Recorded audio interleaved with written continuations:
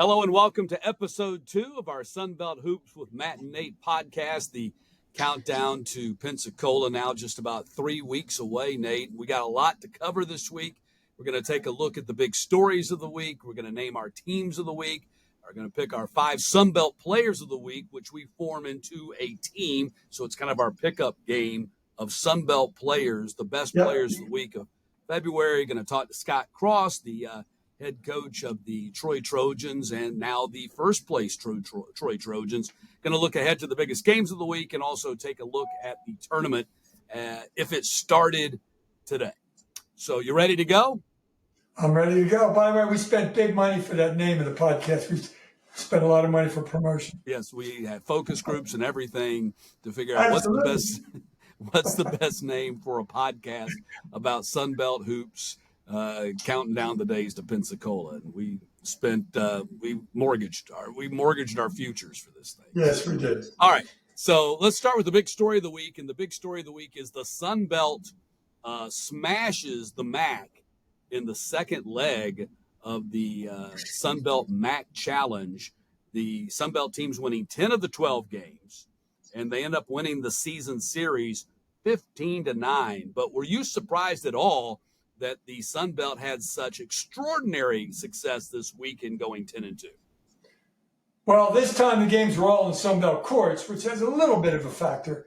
But I watched as many as I could of them, and a lot of close games, especially the Appalachian game, and JMU was close down the stretch, but a couple blowouts as well.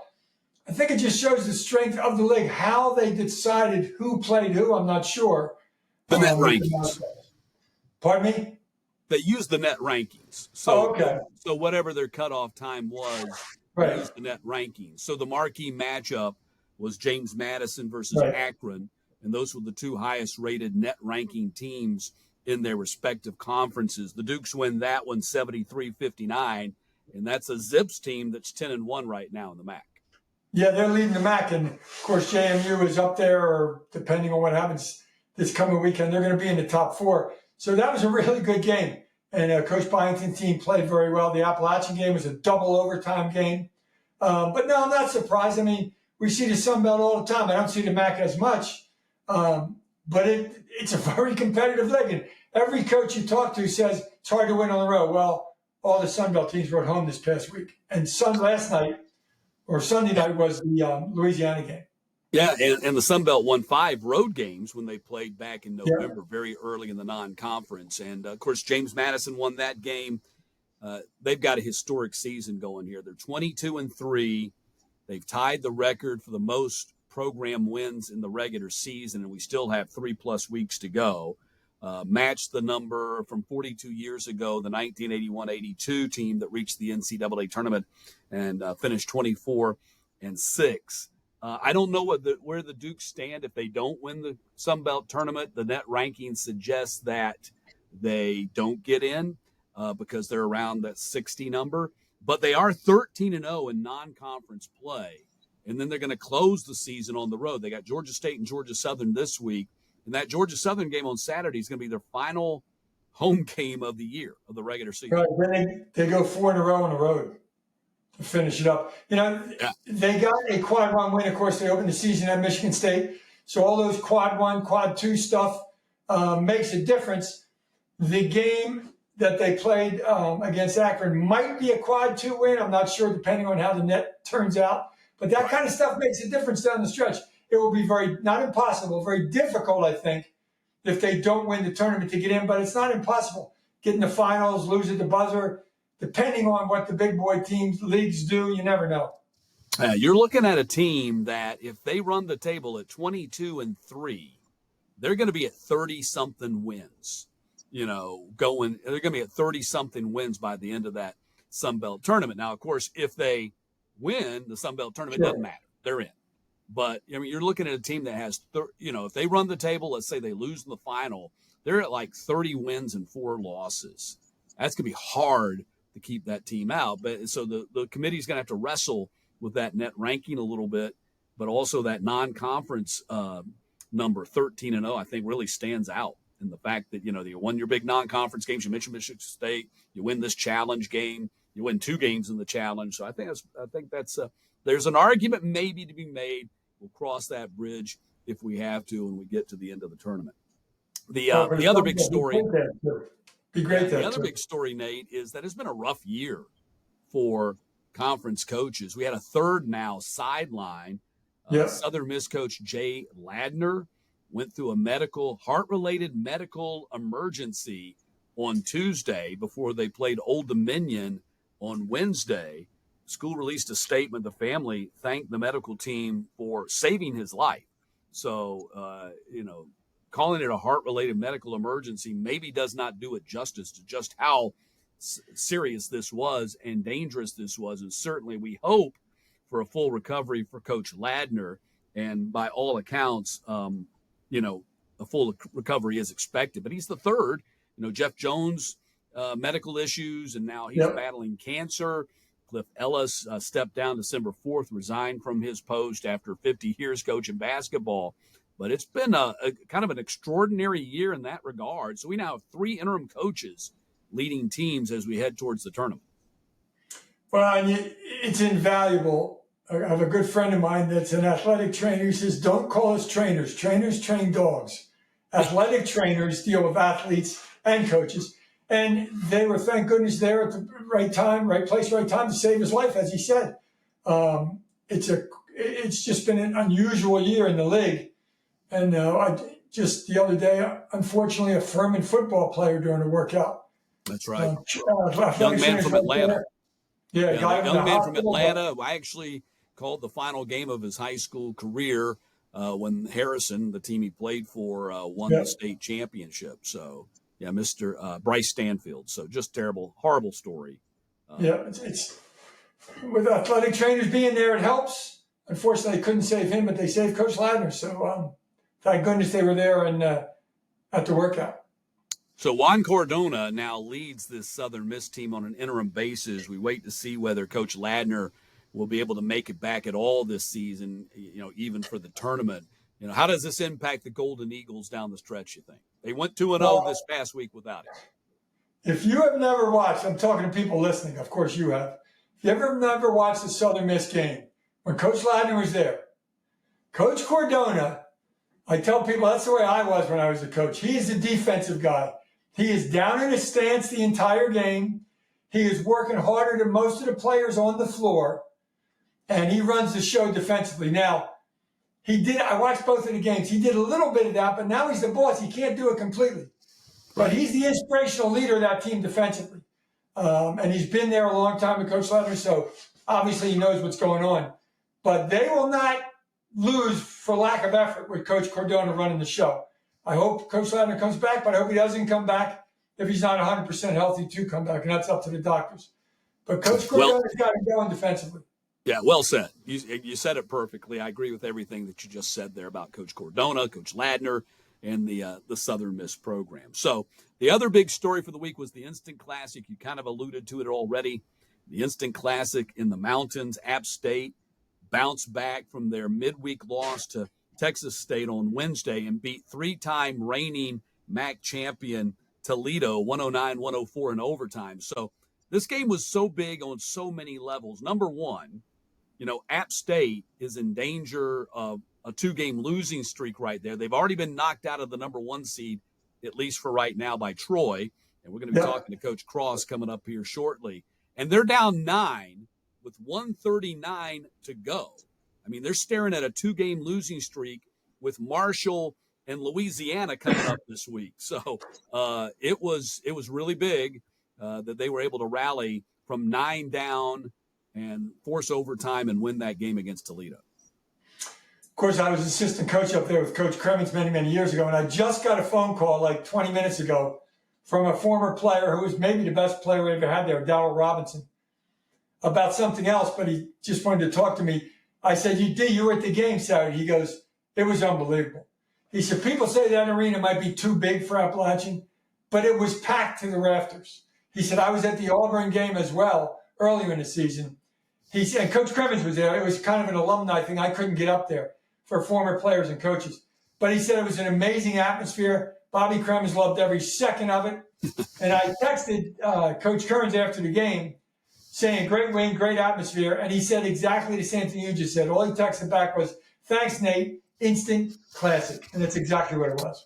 Well, we talked about this last week with Coach Kearns about how he's made basketball a thing at App State. Yeah. And they've had 4 sellouts in their program history, 2 of them coming this year. Auburn, when they beat the Tigers, and prior to that, North Carolina, the first time they ever opened the building, the first game ever, they had North Carolina there. And, of course, everybody was there to see North Carolina. And then with Steph Curry, the phenomenon of Steph Curry was going on. They sold out again. Everybody wanted to see Steph Curry. This past year was Auburn, and while people were there to see App, they wanted to see Auburn. Here's a team, Final Four caliber team. But when they beat James Madison and had the sellout a couple of weeks ago, Coach Kearns admitted it had a different feel. It was the first time they sold out, and the people were there not to see the opponent, but were there to see the Mountaineers. And I don't know what – I didn't see the final attendance figures. I know it was a crazy environment, like you said. It's packed out. Certainly that helped the Mountaineers down the stretch. Miles Tate scored 5 of those 9 points in the rally in 40 seconds with a big 3-point play at the end to tie the game. Donovan Gregory had a huge game, 24 points, 10 of 11 shooting from the floor. And Justin Abson blocked 6 more shots and set the single-season school record. So all in all, just a huge day for App State as they keep pace with Troy going into this week. And, of course, that wasn't a conference game, but it keep pace with Troy going into this week for that number 1 seed. And I'm sure Dustin and all of his players are very appreciative. You know, in football, you always see the stats. They sell more than 100% of the stadium almost every home game. And now it's happening in basketball, too. So it's going on up in the mountains in Boone for sure. Tremendous fan base, no doubt about it. All right, we've reached that point in the show. We're going to do the teams of the week.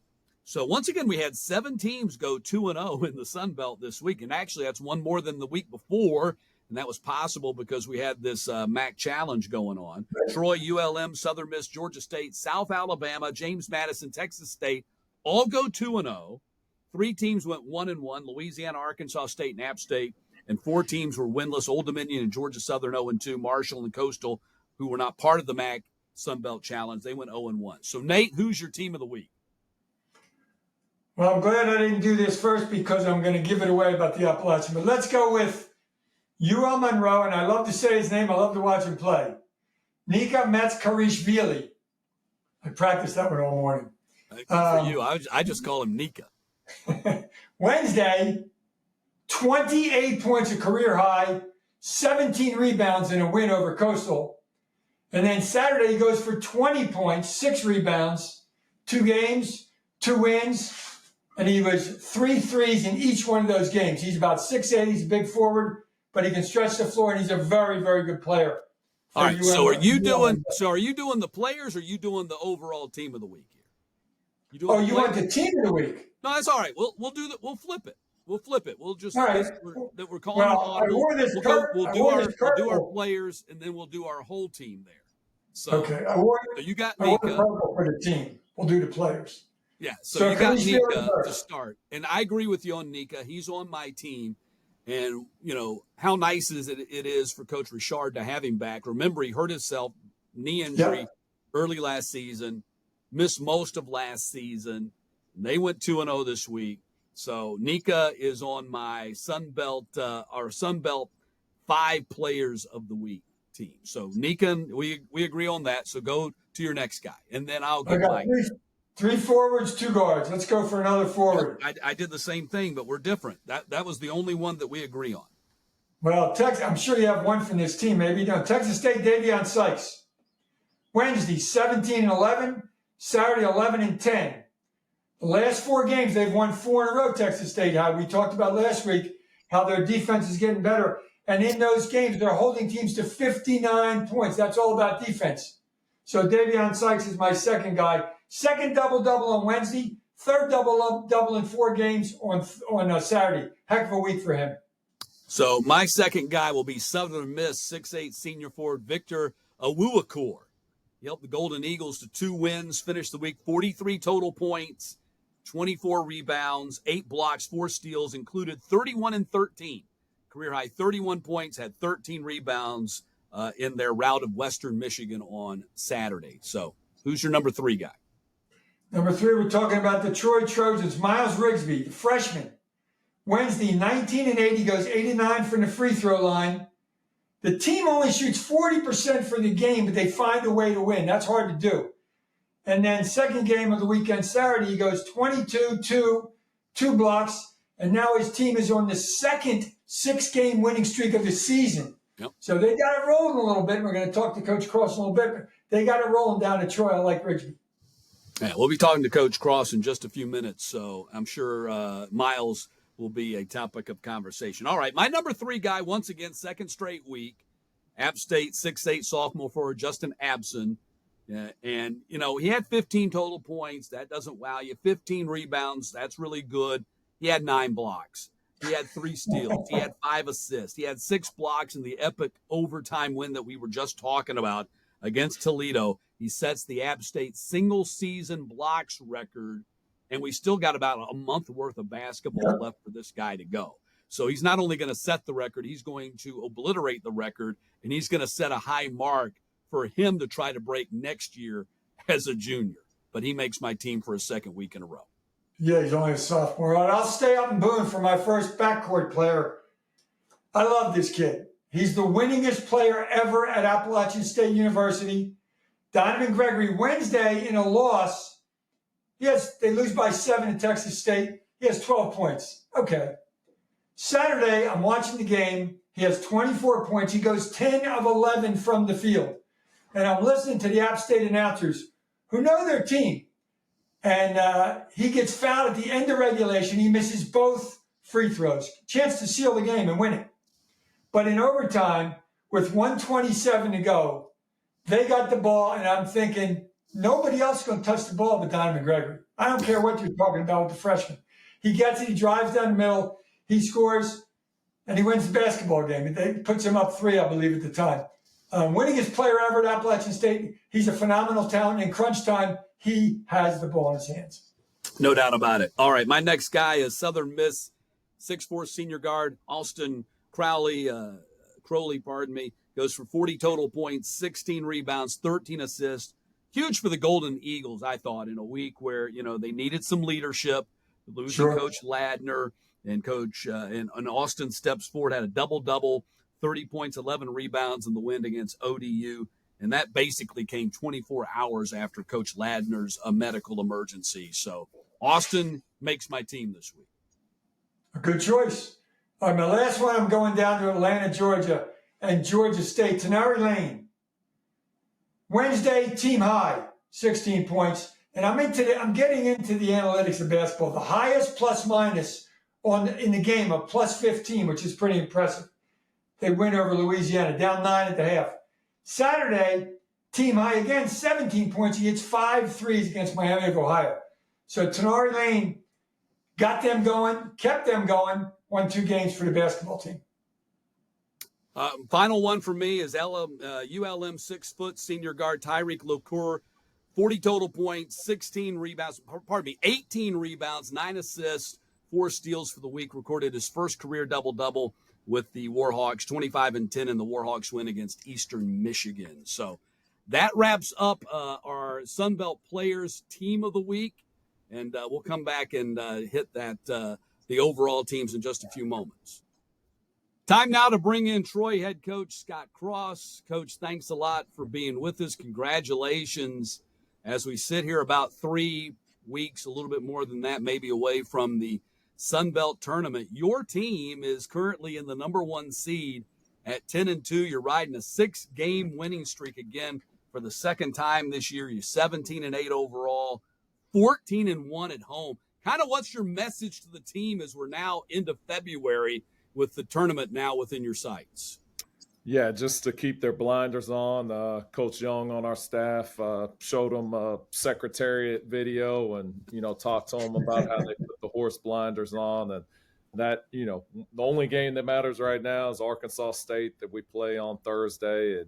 And we have to be, what's made us successful in the past. We have to continue to do that. We can't all of a sudden, try and do something that hasn't made us successful. The things that have made us good are, our defense, our offensive rebounding, and we've got to continue to do those things. And that's where our focus has to be. You can't start worrying about, scoring or this or that, or even looking at the standings. You just have to be hyper focused on doing the things that have made us successful. Coach, you just said that the offensive rebounding, which is really impressive, but nobody's got like 10, 12 rebounds a game average. Is it a mindset? Is it obviously something you work on? Or what do you attribute the success of your offensive rebounding to? Or is it just they want to go get it? Yeah, I think a couple things. You have a guy like Thomas Dowd, who's just a freshman, who goes after every single one. And I think that kind of carries over and becomes contagious. We have another guy that comes off the bench, Randarius Jones. We call him RJ, and he is a monster on the offensive boards. He's so strong. He's almost impossible to block out. But it is something that we work on every single day. It's a point of emphasis in practice.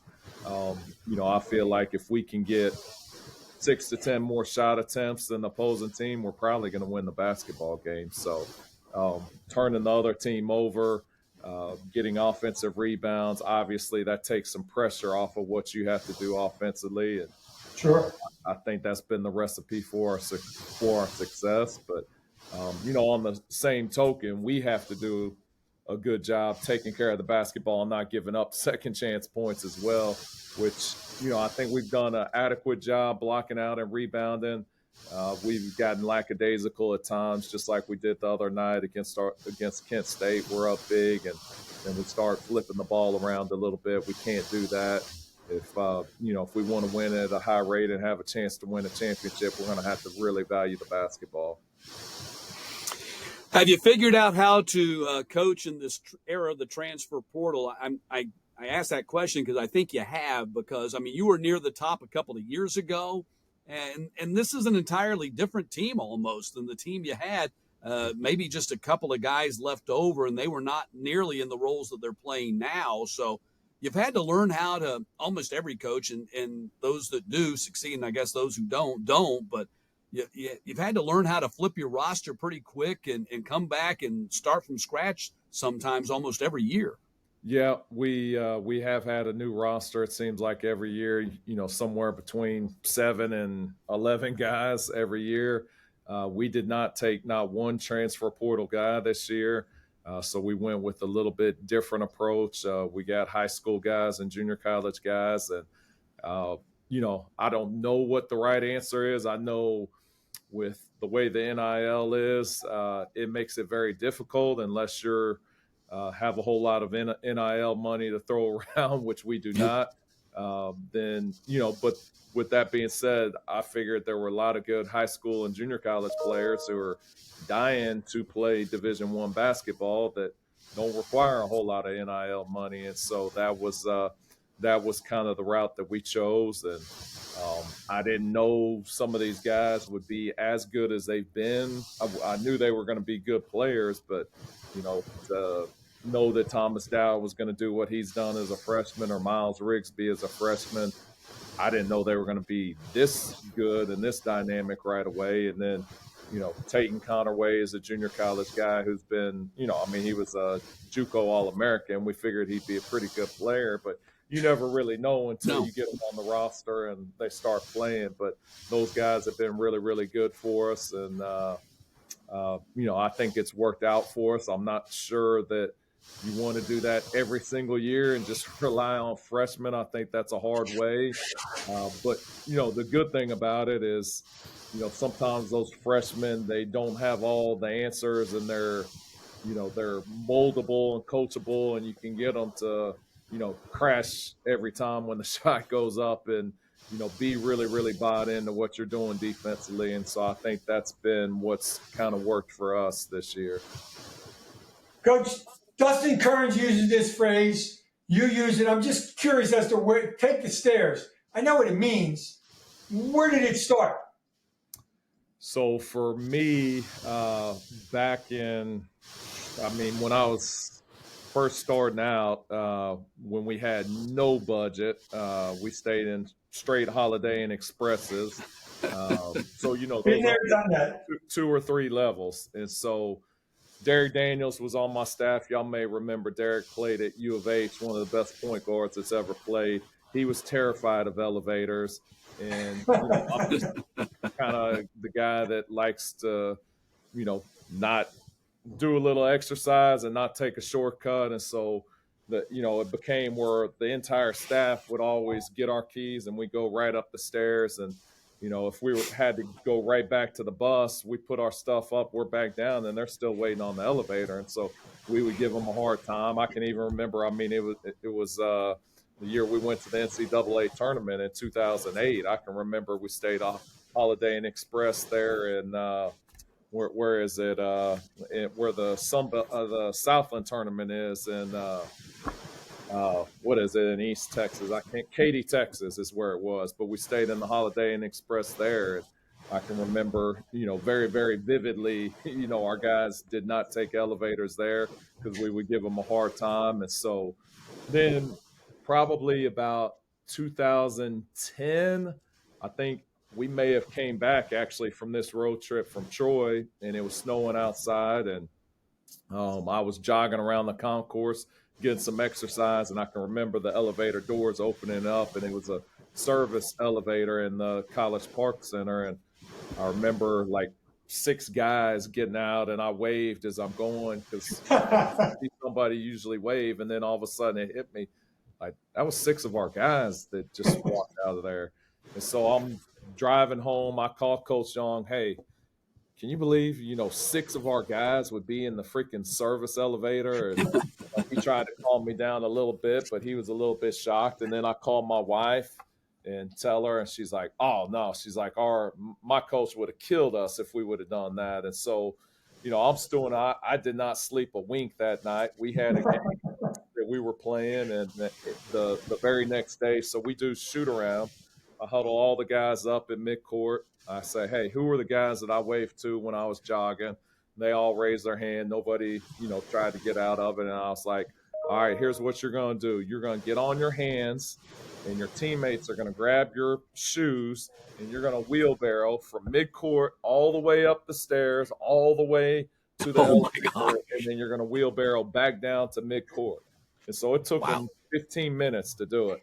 So they get there, get back, and their arms are shaking, and I was like, do you understand why I made you do that? And they're like, because you're crazy. And I was like, no, because if you're so mentally beat that you feel like you cannot walk up 1 or 2 flights of stairs, because you walk right up the stairs and their apartments were right there, and you can't do that because you're so mentally weak. I said, we had no chance to win this basketball game, so we might as well just forfeit it. And so they kind of understood there. We had shoot around. They could not hit a shot. So I told our staff, I probably just lost us the game. But we ended up actually winning that game. And from there, it became, we don't ever want to see you take another elevator again. And if you do, we're going to have an issue. Now, that's if they're on the 4th floor or higher, like I'm probably not going to make an issue of it. But if we're at the Holiday Inn Express or the Fairfield Inn where we usually stay, we moved up to Fairfields here at Troy. If they're on the 2nd or 3rd floor and I see them taking an elevator, then we're going to have some issues. So that's kind of where it grew. And then, we won that year, and it just kind of built up from there. Sorry to take up so much time on No, that's great. That's a great story. It's totally worth it. So, you were referencing your days back at UT Arlington was your alma mater. You were the head coach there. You were there forever. What has the Troy experience meant for you? I know a lot of people were shocked when the Mavericks let you go. I thought, man, you can be there forever. And you were successful, had great things going for you, and then things change. And, that's the coaching business. But maybe a lot of people looked at it and thought, well, maybe Coach probably wasn't treated that fairly. You went TCU for a year, and then you came back, got into head coaching at Troy. What's Troy meant to you, and how did that whole experience impact you as far as a head coach? Yeah, that's a good question. I think, that's why I got this job is, they we were in the league together, and so they knew that we had been successful. And I think for them, it was just trying to figure out, did I cheat on my wife? Did I do something? Did I cheat getting a player? Did I do any of those things? And when they found out that the answer was no, they were like, okay, well, he would be a great fit here. And so it worked out. I got hired, and the guy that actually hired me, Jeremy McLean, I'm sorry, who's now the AD at Southern Miss.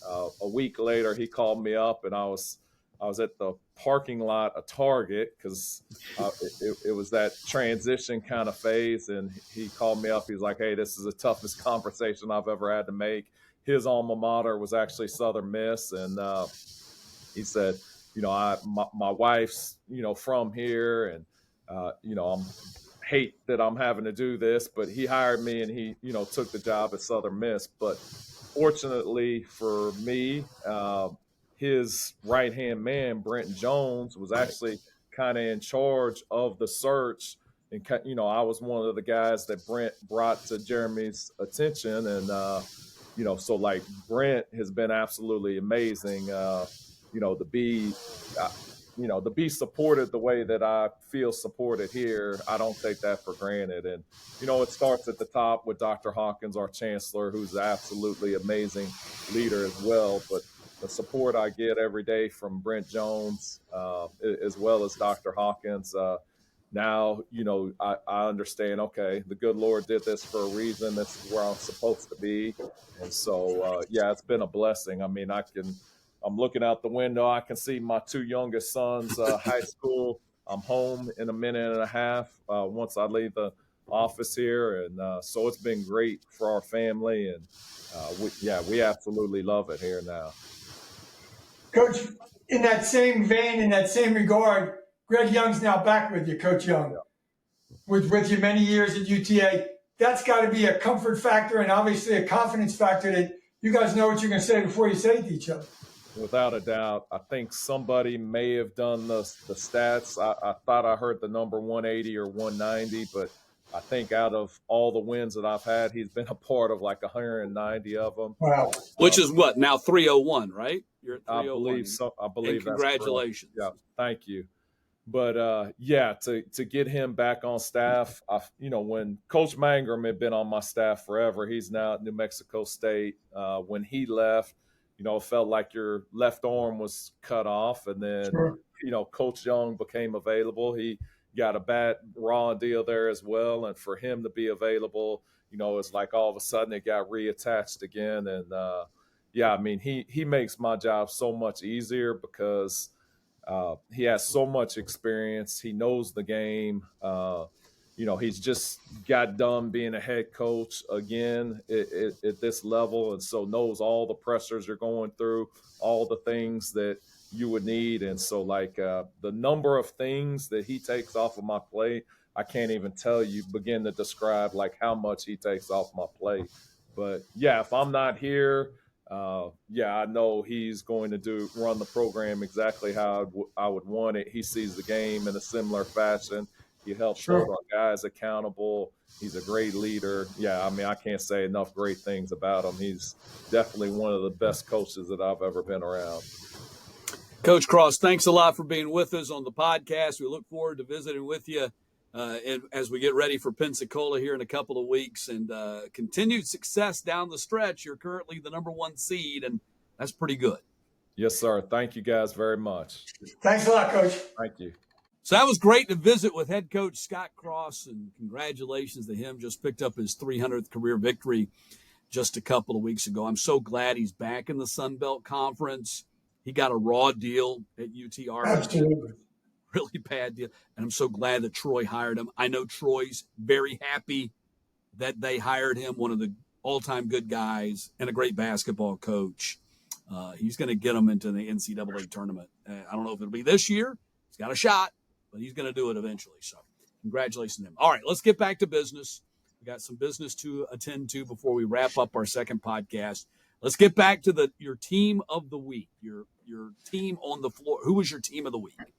Well, as you can see, I'm wearing a purple quarter zip here. Oh, that's the clue. Okay. That's the clue for the JMU Dukes of Mark Byington. I love to watch them play. You know, I say this a lot when I'm doing games. A lot of teams guard you in what you want to do offensively. Well, what Coach Byington has done, he's established this at JMU now. They take you out of what you want to do. They don't let you do what you want to do, so it makes you uncomfortable. And obviously, you have to do something that you haven't practiced because of their defense. They're number one. And this time of year, I don't look at total stats. I look at the Sun Belt Conference stats because that's all it's going to count down the stretch. They're first in points, scoring margin, field goal percentage, turnover margin, assists, and assisted turnovers.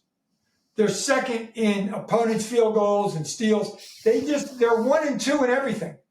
Now, the only fly in the ointment is they're not a great free throw shooting team. And if it comes down to tiebreakers, they lost Appalachian State twice. Yeah, but you know, Coach Byington, if they get to play him again, he's going to say, guys, they can't beat us 3 times in a year. They beat us twice, they can't beat us 3 times. But they have a great home court advantage. They only have 2 more home games to play, though. Then they go on the road for the last 4. Yeah. But I love the way they're playing now. They're very confident, and they're dominating you defensively. And they did that in the MAC Sun Belt Challenge, and they've done it all year, except for the 2 games that they played against that. Those are close games. They can score a lot of points. They want to play with pace, or they can slow down and just beat you. I think they got a lot of things going for them late in the season with a couple weeks to go.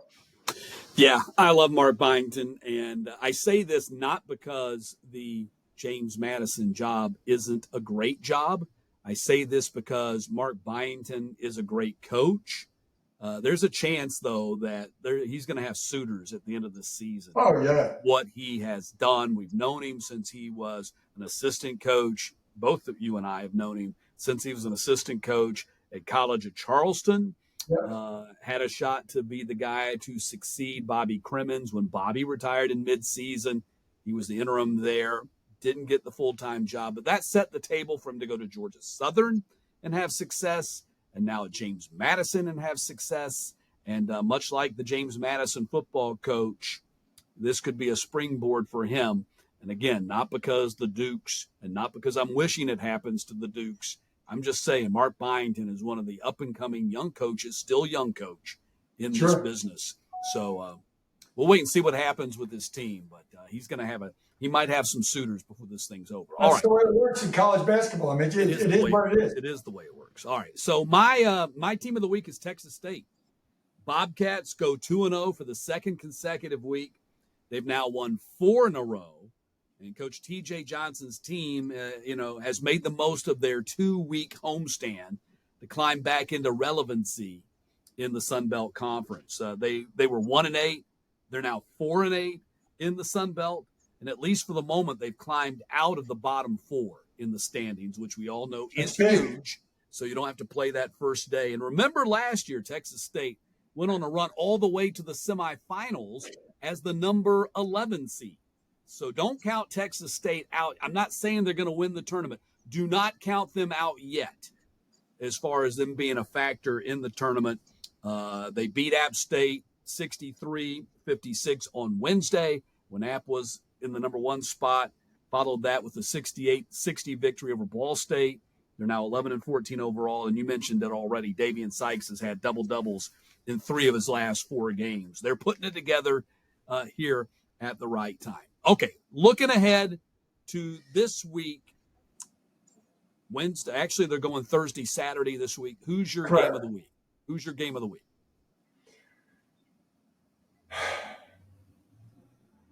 It's a tough one. I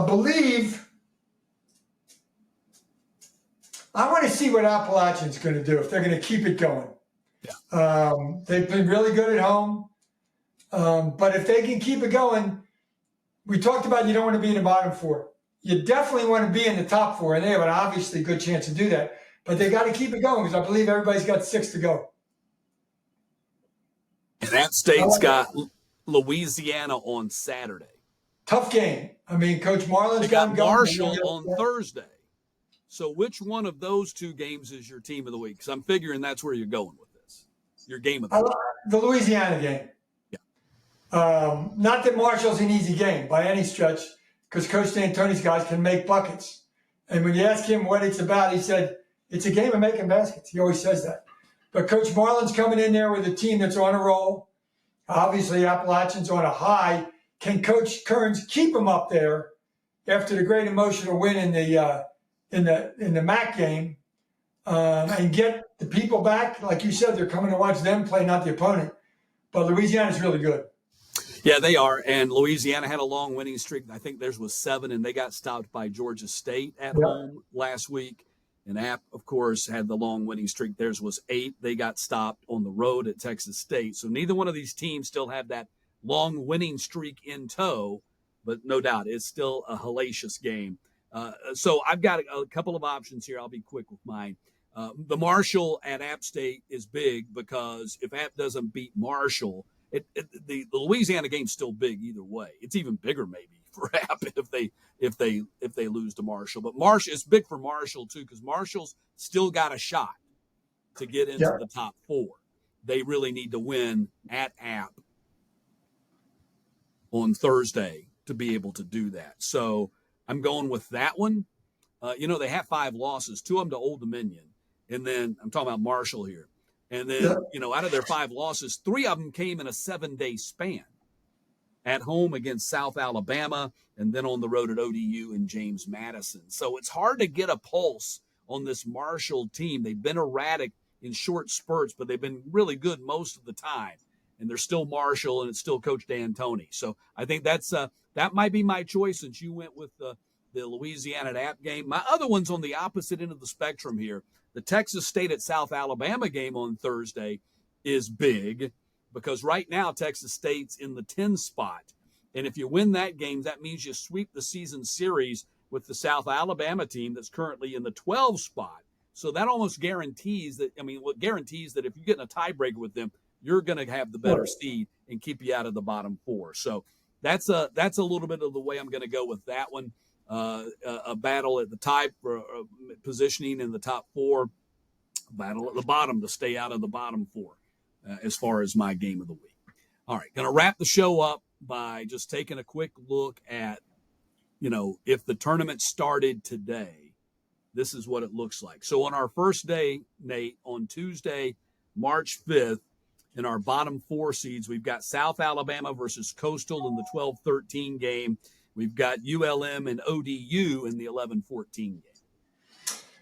Well, Coach Richard's getting a little roll. ODU has obviously lost Coach Jones. They lost Michon Alette, but he's suspended. He's not hurt. Yep. Whether he comes back or not, we don't know. If he comes back, he can score the basketball. He is really good. And then Richie Riley's guys, they've been up and down. The Chanticleers have a great postman in John Ogiaco and a really good freshman in Meyer, but the other 3 haven't been big contributors. But if you're going to get on a roll, you might as well do it in February. And the one thing maybe you talk about guaranteed top 4, guaranteed not in the bottom 4. I can pretty much guarantee that these things are going to be jumbled up from week to week because we only got a couple weeks to go. But if you're going to play good, you might as well do it in February because it leads you to Pensacola. On our Thursday, of course, we'll be off on Wednesday. The women will be playing on Wednesday. On Thursday, the matchup right now would be the 8 and 9 seed game, Georgia Southern, Georgia State. Probably the marquee game of the day because you got a big rivalry right there. Marshall's the 5 seed. They await the winner of the South Alabama Coastal game. Southern Miss would be the 6 seed. They await the winner of the ULM ODU game. And then the nightcap game would be Arkansas State and Texas State. That would be the second round of the tournament. Yeah, and if you don't understand the Sun Belt Conference, people, top 4, you don't play the first 2 days. You're not going to play until Saturday. Yeah, which is rust or rest. Trust me, every coach will take the rest because you don't have to rust last year. Remember, Southern Miss and Marshall, both top 4 seeds, got beat in the quarterfinals last year. And they'll remind their teams of that if they don't have to play the first 2 days. But that's always a flip a coin to see who's going to win it because it's the middle of the pack. It's not the bottom 4, it's not the top 4, and they're in the middle of the pack for a reason because they're in the middle of the pack. So there are always good games. There are always competitive games. There's really no favorite in any of them. I would agree on that statement. And then on Saturday, the top 4 seeds join for the quarterfinals, meaning the top 4 seeds, you got to win 3 to win the tournament. The number 1 seed right now would be Troy. The number 2 seed right now would be App State. The number 3 seed would be James Madison. And the number 4 seed would be Louisiana. And Nate, as they like to say, subject to change. Subject to a lot of change. The teams that might be dangerous, Marshall, because they love to shoot threes. But so does Arkansas State and so does Georgia Southern. Both of those coaches, first-year coaches, former Alabama assistants. They're into the threes better than the 2, and they shoot a ton of them. So, in fact, I got Arkansas State coming up this week, but they love the 3 ball. So you get hot. Appalachian did it a couple years ago when they went down there. You get hot in that tournament making threes, the game becomes very easy. So we'll see what happens. It's going to be a great tournament, but we got a ways to go in the regular season before we get there. Yes, we do. So, folks, go to the tournament. It's in Pensacola. It's going to be nice weather. You know it. You're going to be at the beach. You got some days built into the off days built into the tournament, unless you're going to watch the men and the women, which, hey, we invite you to do. But if you're just there to watch the men or just there to watch the women, you get some built-in games to the tournament. And you can go to Ticketmaster. You can go to your individual school sites to get your tickets. You can also go through Ticketmaster to get tickets at the Pensacola Bay Center. And if you just can't get there, Nate and I will be there. We'll have the men's coverage. Noah Frary will be the play-by-play guy, and he'll have the women's basketball side of things in that bracket. And we'll have all those games on ESPN Plus leading up to the championship game, which will be on ESPN or ESPN2, one or the other, that final night. So, Nate, that's going to put a wrap on episode 2 of the Sun Belt Hoops podcast with Nate and Matt. Countdown to Pensacola. Can't wait to see what we got to talk about next week on episode 3. Yep. Thanks, and everybody take a watch. You might learn something. You might enjoy yourselves.